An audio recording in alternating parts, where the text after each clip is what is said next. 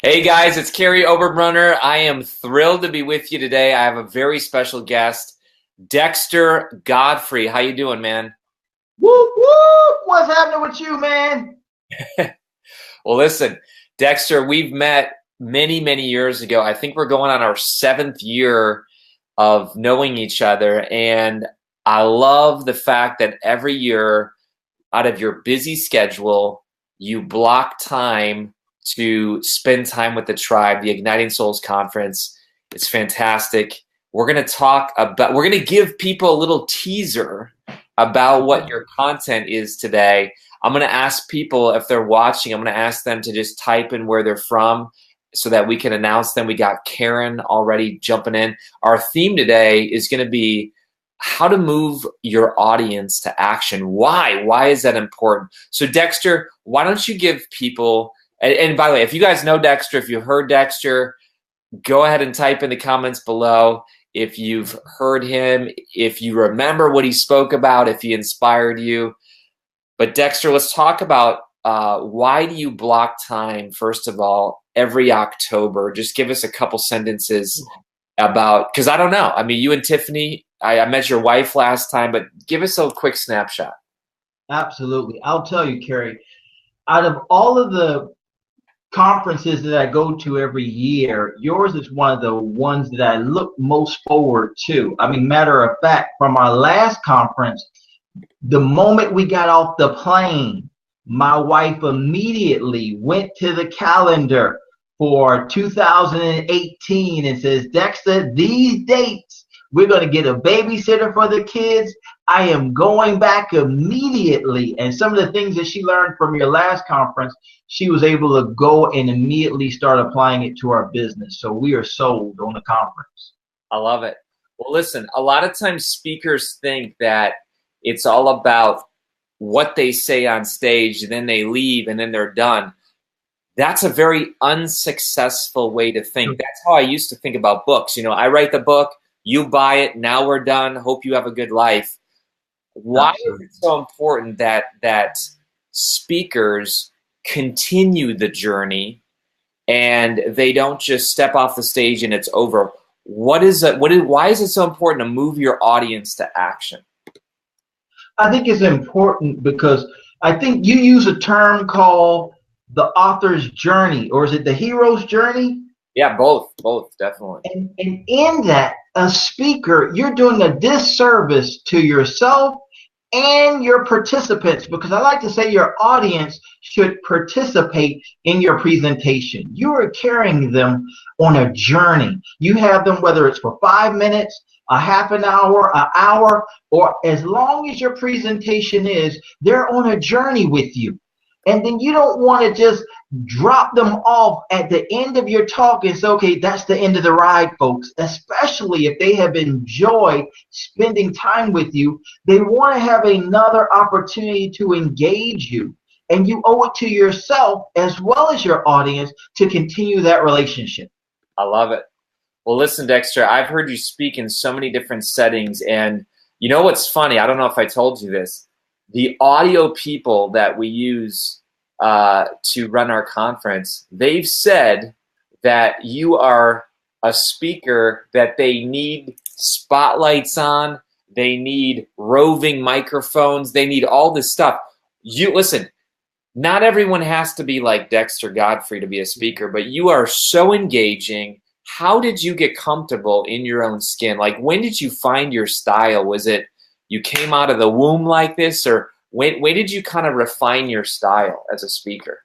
I think that's a great question. And I think it's important to understand that as a speaker, you'll have a lot of individuals that will try to teach the basics. And as they teach those basics, sometimes they will take your gifts, talents, and abilities, and they'll put it in a box.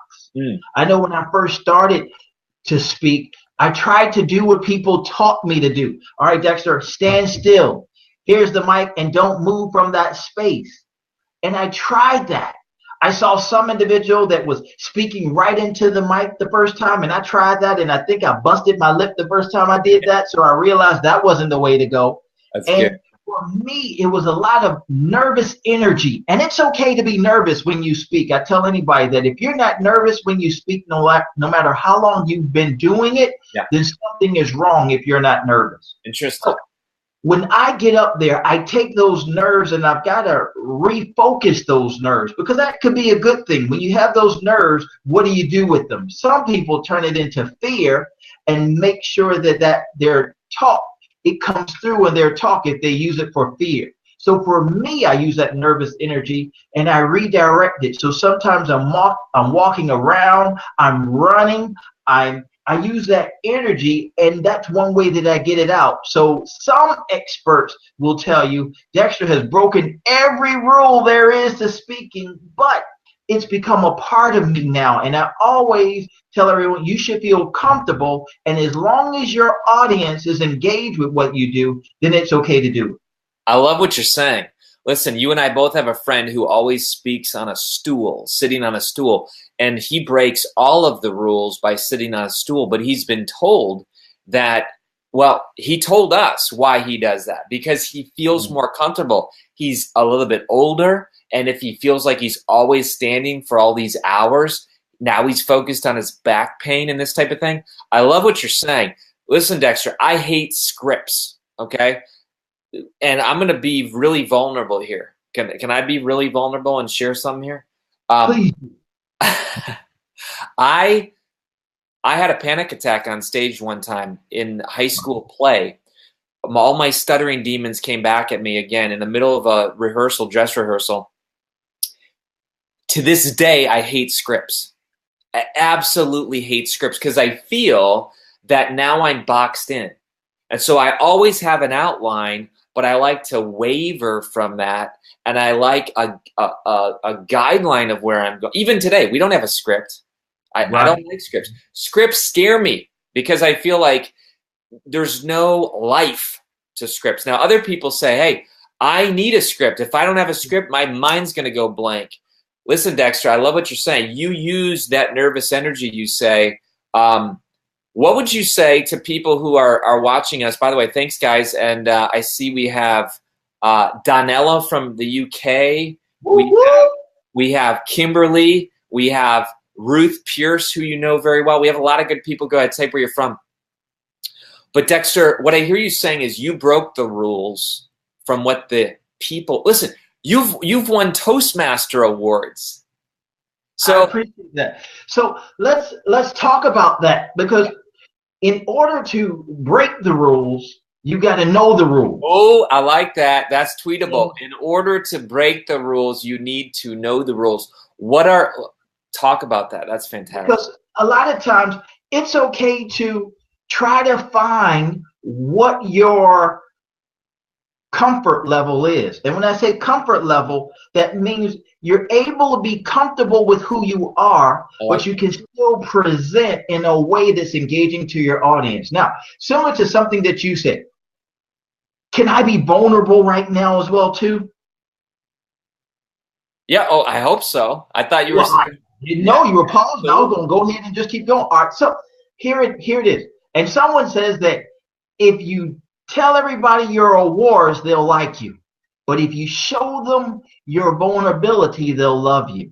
Ooh, now, I'll say this is that the person that you said that we have learned from that sits on a stool, I tried that for a while. And when I did it, my energy level went down while their energy level went up. So I found that wasn't my style. And it was ironic because last week, it was either last week or the week after or the week before, my wife and I were at a conference and we were guest panelists. Really? Okay. We were sitting in, they had the nice leather chairs on the stage. It was a nice large audience. And we were sitting there and they started asking me questions.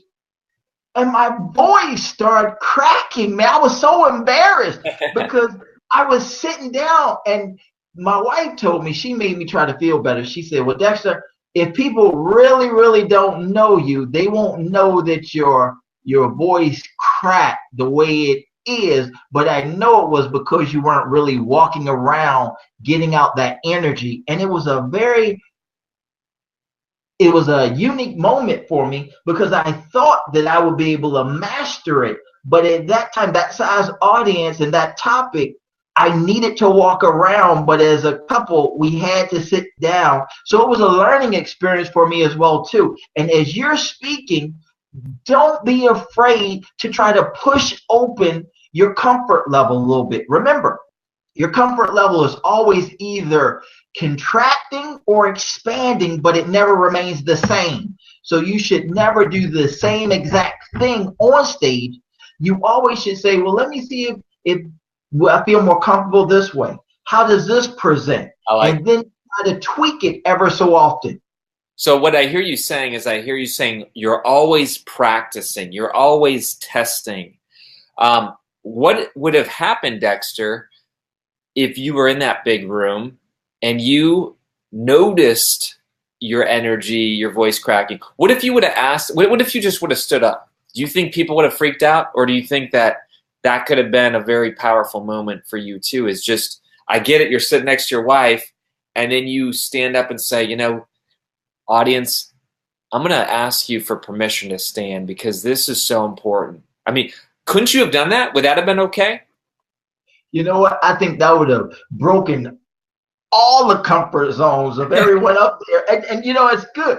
Looking back on it now, I could have and I should have thought about doing that. I was trying to fit into the environment that they had, and I was sincere, but I also found that I did need to do something to come out of where I was, but I didn't in that circumstances. And that's what life is. You learn in certain environments. You learn from it and you keep going. I see Hopeland send something. What's up, girl? Hey. Oh, can we send shout outs while we're doing this? I guess that's breaking the rule too. That's breaking the rule as well too. You can do shout outs, man. Listen, we got a bunch of UK friends. We have Donella, who I mentioned. We have Hyacinth, who you met last year at the conference. Yes, absolutely.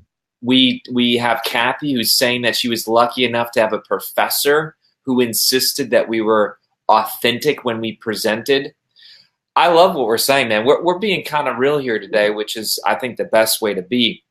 But Dexter, what do you say about, because listen, we have authors in our program who say, I'm going to get published. I'm going to join the author program, but there's no way I'm going to speak about my book. And I kind of smile and I kind of, say, yeah, that's fine. But I'm going to push them to speak. Absolutely. Because listen, communication is many different forms. You have the written word, you have the spoken word, you have no words, body language, we call it. Yeah. But Dexter, what would you say to the person who says, well, I can write, but I can't speak? Do you think that they're limiting their influence by just writing off the fact of speaking on the stage? I think they're a speaker and they don't know it yet. I love because that. When you look at communication, I tell everybody, either you're a speaker that likes to write, or you're a author, or let me rephrase it. You're a speaker that needs to be an author, or you're an author that needs to speak as well. Because it's the same message, but it's just the vehicle that you're getting the message out of, and both of them are needed. I mean, you can't be an author unless you speak in some form of fashion, because even the voice in your head while you're writing the book is still communicating. You're the only one that's listening. And now all you're doing now is just adding voice to it so others can hear it. I love that.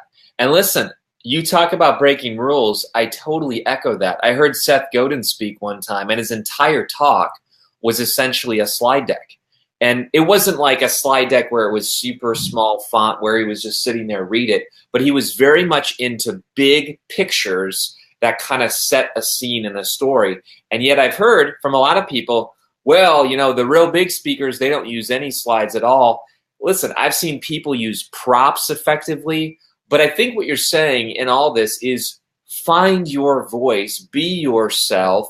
But I'm writing this down, Dexter. You got to know the rules to break the rules. Listen, you've been in some very high-level Toastmaster audiences, awards. What have you gained from speaking in so many big stages? Like, what are some tips that you would say, maybe from Toastmasters or whatever, that you've picked up along the way? Sure. I think we overlook the importance of stories. Okay. Sometimes we focus so much on the content, and content in and of itself is information. Yep. People can get information from anywhere. You can go on the internet and get information. But when you take that information and you intertwine it with a story, it becomes a life principle that people can take away from, and they're willing to pay more for it because you've given it life. I like that. And listen, sometimes we downplay our stories. We think, well, listen, there's nothing exciting about me. I haven't run 50 marathons in 50 days like some of these other people. We get into this comparison mode. But listen, I would much rather have someone share a life principle that you just said with their own authentic story than, you know what I'm going to say, Dexter. It's so many times we hear these speakers that are just mimicking the same content that's in the speaker circuit. Have you been there? You've seen that before, where they start a story and you're like, oh my gosh, I hope they're not going to tell the story, the same story about fear, forget everything and run or whatever. Listen, those things aren't bad, but tell it with your own story. Like, you have an angle talking about your cancer. So let's talk about this, Dexter. The area of your deepest wounds have often been the areas of your greatest impact on stage. I've seen that happen. You remember that? You remember that story? I just thought of this week, Dexter, when we were talking. You shared last year how when we first started out 7 years ago, we had 0 people listening to us. We had 0 influence. We had 0 income. And you were telling this story about us being in this hotel for the first time, sharing a room with 3 of us. Remember this? And Yes. you said that Kary went to the mini bar and said, guys, we need to take this mini bar outside of the room so we're not tempted. You remember that? Yes, you did. You had that. You had the hotel housekeeper remove the thing. Listen, you didn't I want forgot about that. I forgot. But like some Pringles or some Snickers or something. But listen, you told a funny story. You had people laughing, but you brought this life principle, and no one can debate a personal story like that. But I remembered it now that you retold it. So Dexter, I've heard you talk about your days when you used to be, what did you call it? A sanitation something. I forget what you called yourself, but when you first started out. Yes, it's a domestic engineer. A domestic engineer. And what is a domestic engineer? It is a custodian, a janitor. Well, listen. Yes, a whole lot better that way. I love that you're not afraid to tell people where you're from. I think people on the internet, people watching us now, they are sick of all the hype. They're sick of all the stories that say, hey, I just arrived and I've never struggled and everything I do turns to gold. The people I run with, they don't want to hear that. Their meter is up and they can pick that up. They want to hear the stories about, look, I tried something, it didn't work, but I kept going, and because that's where they're at. So listen, I want you guys to weigh in. Do you have any questions? Do you have any questions for Dexter about how to move your audience to action from the stage? Because we're going to close this thing in about 10 minutes. While you're writing in your questions, we want to make sure we answer every single one. Dexter, this year you're speaking. You're giving a brand new talk. You've already shared it with me. The beginning stages, I love it. I absolutely love it. It fits with our conference theme about closing your gap between your dreaming and your doing. I'm so excited. You're coming. Your wife's coming. You guys have been working on new content yourselves. So we have somebody who just weighed in here. It almost took up the whole screen. Good for you. Kimberly. This is what I've learned so far. Practice vulnerability, learn the rules. See, she's already recapping us. Look at how smart she is. You know, Yeah. for her. Learn the rules and see which ones for you work for you, and then break it. Play with a script or an outline. Find what works. Find your own voice in your writing as a speaker. Use your own stories. Good for you, Kimberly. Yeah. And I think I saw another question that came in early as well too that says, how do you make your stories interesting? There you go. And as you start doing that, the first thing I say is learn your audience. There you go.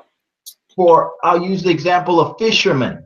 Whatever fish you're trying to get, that's the story. And what information do you want to get across? Let's say, for example, right now I'm talking to you.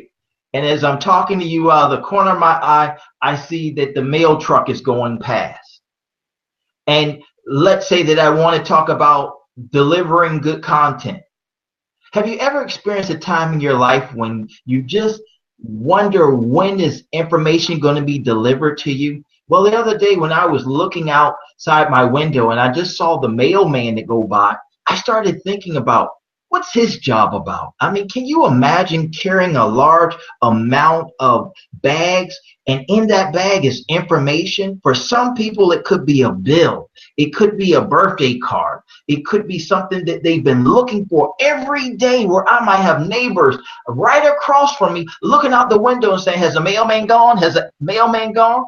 You could have somebody waiting for the publisher's clearinghouse saying, man, I hope Ed McMahon is out there and going to deliver the balloons, baby. We need the money.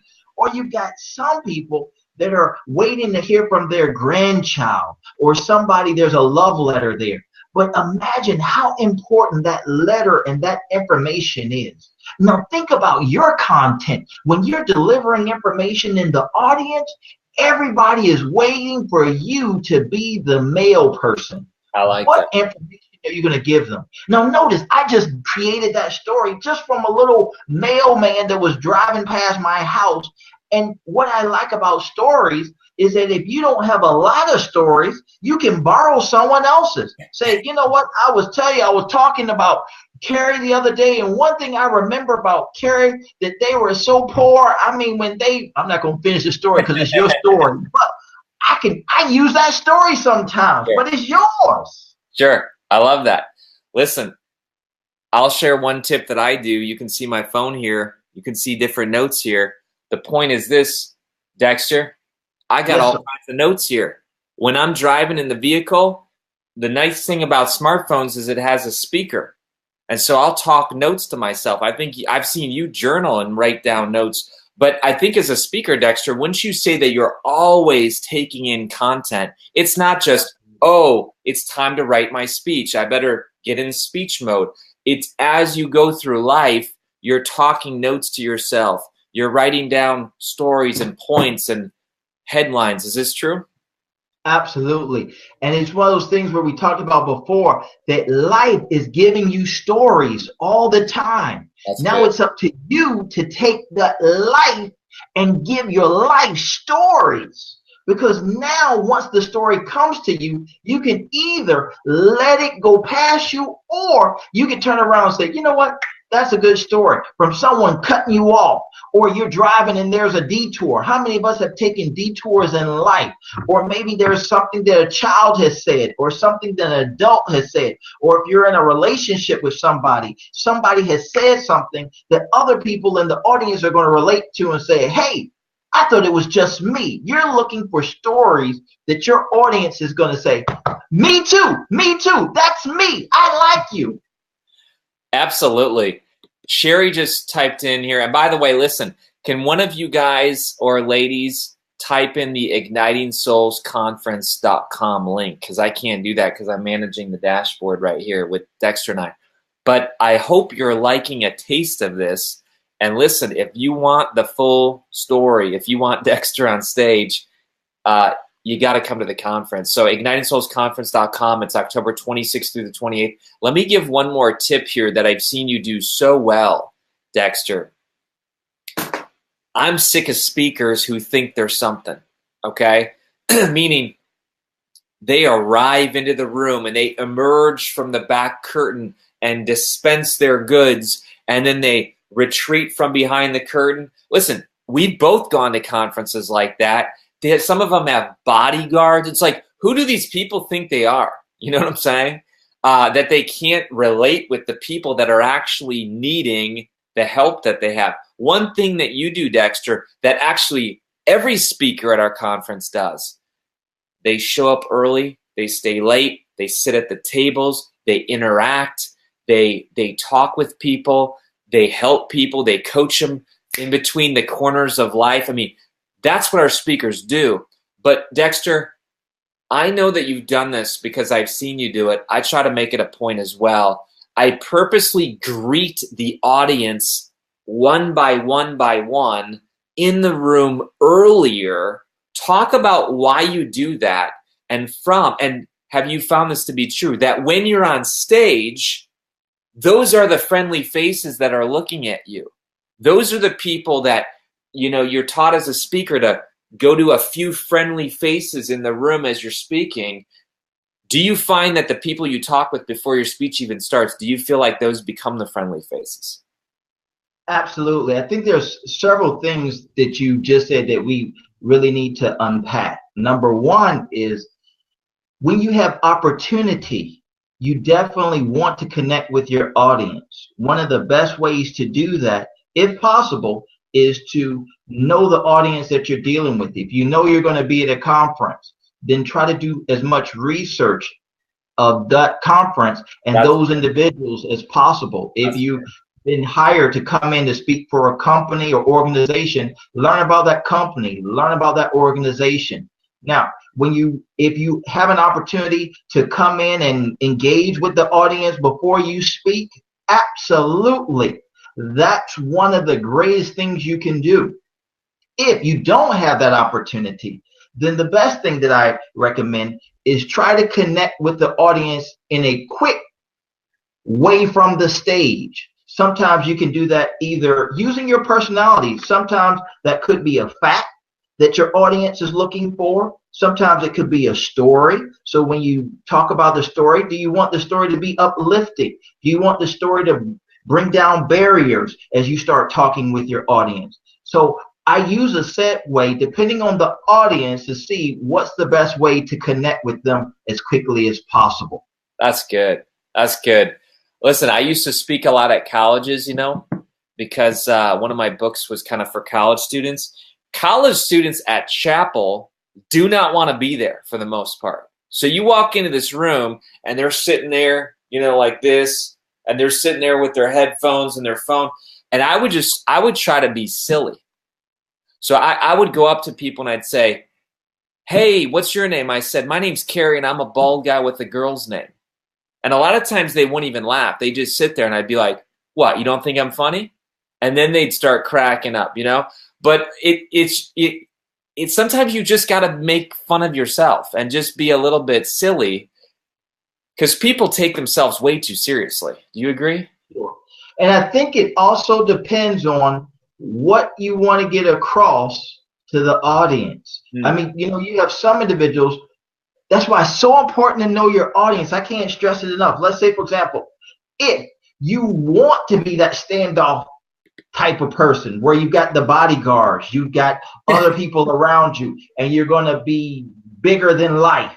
Yeah. Well, that's your audience. If they aspire to be that way, then you have to continue to present that way. Yeah. If you want individuals to buy your product, love your product, and continue to be connected with you, then your talk has to be geared around that. Good. So it really depends on your audience.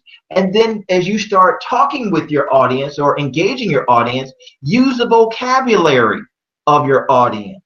I see some individuals asking questions when you're in different environments. Again, you use the vocabulary of the audience. I see one question that says, in some cases, if you're in a church setting versus a business setting, I like to say, you're sincere and you're authentic with who you are, but your message can be modified through words. Let's say, for example, we use church session versus business section. I like to say that's the difference between plain glass and stained glass. Stained glass, if I'm in a church setting, I might be able to use scripture. I might be able to engage more through biblical characters because the audience can relate to that. If it's not a church organization, but it's business or it's a corporate setting, I wouldn't use stained glass with scripture or stories. But what I will do is I could use the same principles from those stories. Right. From those stories, I can still get the same point across because my audience is different. Now, notice the message is the same, but the delivery is different. See, if you want both people to walk away with the same principles, you can still use that, but the vehicle is different. Woo! So what I'm taking away with this one, I'm taking away two things. And this is the power of a conference. Sometimes you take away one or two things, you chew on that, and that turns into a 4-figure, 5-figure, 6-figure product or tweak in your business. So I like the plain glass versus stained glass, and that's know your audience. That is so good. And then I'm also taking away the fact that you said you must know the rules to break the rules. Because so many times people come up as rookies and they don't even know the rules and they kind of claim ignorance. That's not what we're talking about. We're saying be a student, know the rules, but then break the rules based upon your comfort level, your style. That's fantastic. And then someone asked for a speaking tip. Here's one of the biggest speaking tips I can give you. Okay. Whatever time the organizer has given you, stay in that time. Do not go over it, because if you do, they will not invite you back. If they tell you, look, you got 45 minutes, don't take 50 and don't take an hour. Take 45 minutes or less. Now, if they tell you they want to give you a little bit more, then do it. Also, make sure that your talk is well enough where if it's a 45-minute talk, you can break it down into 30 minutes, 15 minutes, or even if they say the time has been gone and you only have 5 minutes, work the 5 minutes. So know your talk well enough that you can adjust accordingly. That is so good. That is so good. Stick within the time. So that's a rule you don't want to break. You do not want to break that one. That's one of the rules that you know the rules. Don't break that rule, because they will not invite you back if you take up their time, because sometimes your time is just a small part of the whole gamut. So you want to maximize your time, but you never abuse someone else's time. I like that. Here's another one that, as a conference planner, director, whatever you want to call it, I am so careful that I do this when I go speak at somebody else's. I always ask for the boundaries. In other words, I say, do you want me to bring books? Do you not want me to bring books? Do you want me to mention the books? Do you want to mention the books? Do you want me not to talk about my coaching programs? Like, in other words, I don't just say, ask for forgiveness. No. Anytime there's going to be an invitation to go with you deeper, I think it's the rudest thing in the world to just walk into somebody else's show and just say, well, I'm just going to do what I want. That's not good, So I agree. You are absolutely right. So when I go speak, I have this talk with all of our speakers. I say, I want you to deliver the goods. I don't want you to have a sell at the end, or I do want you to, or I don't want you to mention your book, or I'll mention your book for you, So I think all that is so important, because otherwise you don't even realize it, but you're kind of coming into their family table. That's what it is, right? The stage is like their family kitchen table. And if you don't respect it, there's all kinds of stuff that can happen.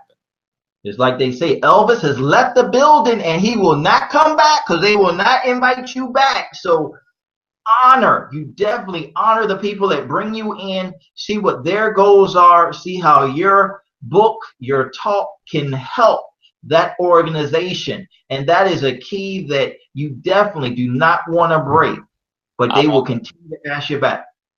I love it. I love it. Somebody said, I've learned the time rule during doing church in jail. So there you go. Someone's speaking in jail. Good for them. So listen, Dexter, we had a blast today. I know we're just getting started. I really think we hit some good stuff at the end where people are just saying, what are some of these rules? These rules will make you or break you as a speaker. Absolutely. I mean, it really will. So I want to just I'm not going to give a heavy push at the end here. I'm just saying, look, if you guys can do anything this next year, in the remainder of the year, we'd love to have you at the Igniting Souls Conference. We are in early bird state right now until July 11th. You might be watching this recording after then. Whenever you're watching it is the best time to secure your ticket, if there are still tickets left. Dexter, you know, the one and only complaint that we received last year was it was too tight. There was not enough space. And so you know that we fixed that. Tell everyone how soon I fixed that. What were we doing Monday morning? Man, we were traveling around to new space and you were talking to new venues. I mean, I was amazed. You took it that seriously. On my way to the airport, you say, hey, Dexter, before we drop you off back to the airport, man, can we, I think we went to like 3 or 4 new hotels. And in full transparency, I know it was a stretch for you because you had built such a solid relationship with the place you were at. Yep. But yet you listened to your audience so well, you decided that you were willing to separate that relationship to go out and venture new relationships to give a greater event. Well, and I think you did that. I think we did too. We found the place immediately, but I agree. You know, when people have a complaint, I want to fix it right away. Rosie asked a great question. We don't really have time for it today. We got to go. How to go about finding your top life message to share and deliver to your audiences. Great question, Rosie. Listen, we'll try to do some future Q&A here with Dexter. I will say a lot of people put the link in there, ignitingsoulsconference.com. Love to see you guys there. Dexter, thank you for your time. I cannot wait to see you and Tiffany, your wife, my wife, Kelly. I remember when we all did dinner together last time, and my kids call you Mr. Dexter, and you've been just a pillar in their lives once a year where you're asking Keegan about his basketball and Isabel about her art and Addison. You know, she just loves everything and everybody. But thank you for investing in my family, my kids, and the Igniting Souls tribe. Man, it's exciting as well, too. And I tell anybody, if you want to make news this year in 2018, you got to make a move. And one of those moves is to go to the Igniting Souls Conference. So if you want to make the news and be known by others, you got to make the right moves to do that. Listen, man, I'm writing that one down. I'm glad I have my journal here. Thanks so much, Dexter, and we'll see you guys later. Take care. Hope to see you in October.